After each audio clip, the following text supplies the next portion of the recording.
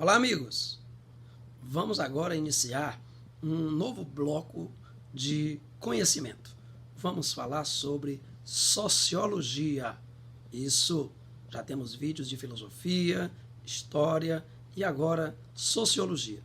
E esse nosso primeiro vídeo a gente vai conversar sobre o surgimento da sociologia. O que você vai acabar percebendo é que a sociologia é uma ciência muito nova. A sociologia surgiu ali no finalzinho do século XVIII e início do século XIX. Mas por que a sociologia vai surgir? Lembre-se que quando a gente conversa sobre os séculos XVIII e início do século XIX, nós estamos falando da época da Revolução Industrial, a primeira e segunda revoluções que acabaram transformando o nosso processo produtivo. Só que a Revolução Industrial ela não trouxe apenas mudanças no processo produtivo. A Revolução Industrial ela trouxe também transformações sociais. Olha que legal! Imagine o que era o mundo do século XVIII e XIX na área das comunicações, dos transportes. Tudo era muito rudimentar. Com a Revolução Industrial, houve uma evolução nos transportes, houve uma evolução nos meios de comunicação, e é lógico que isso foi feito para se viabilizar a atividade comercial. Mas você não pode esquecer que essas tecnologias vão acabar afetando o nosso dia a dia. Não é à toa que agora você está podendo me ver. Nós estamos em lugares diferentes, em momentos diferentes, e mesmo assim é como se estivéssemos um ao lado do outro. O desenvolvimento das comunicações e o desenvolvimento dos transportes acabou favorecendo ao surgimento de um novo mundo, o mundo da tecnologia. Porém, se de um lado nós tínhamos a evolução da tecnologia aumentando a produção, aproximando os comerciantes e aproximando as pessoas, por outro, do ponto de vista do trabalhador, nós tivemos uma transformação no processo produtivo, na forma de se produzir.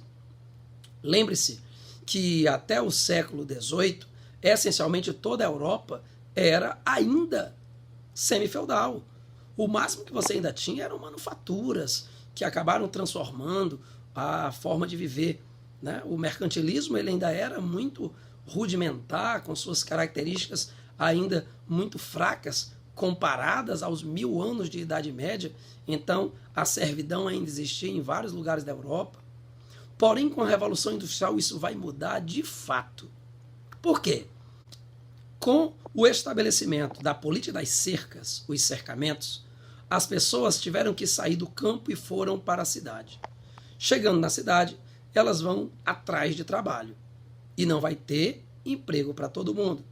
Você vai ter aí um problema seríssimo, o desemprego. Outra questão, essas pessoas vão chegar nas cidades e não vão ter onde morar, não vão ter, então, casas já prontas, com saneamento básico, com eletricidade, com água encanada. As questões, então, relativas à saúde irão ser prejudicadas, iremos ter vários problemas na área da saúde, vamos ter problema de violência urbana, muitos desempregados vão acabar indo para o crime para poder sobreviver. Veja que a Revolução Industrial ela acabou trazendo, então, uma nova organização da sociedade. Agora, essa sociedade urbana, com as suas novas características, ela precisa ser explicada, ela precisa ser compreendida. E é aí onde vai surgir a sociologia. A sociologia ela vai surgir como uma ciência para tentar explicar essa nova organização da sociedade. Porém, quando a gente observa a sociologia, a gente vai ver que ela tinha de cara um grande problema. Como é que nós vamos dar respaldo a uma ciência nova? A física, a matemática, a química eram ciências já reconhecidas por toda a sociedade há séculos. A sociologia, ela precisava então encontrar o seu espaço. Por isso que quando você pega os primeiros pensadores, no caso a corrente positivista, Comte e Durkheim, você vai perceber que eles vão ter uma grande preocupação de criar leis imutáveis para a sociedade, assim como a física, a química, a biologia criaram leis imutáveis para compreender a natureza.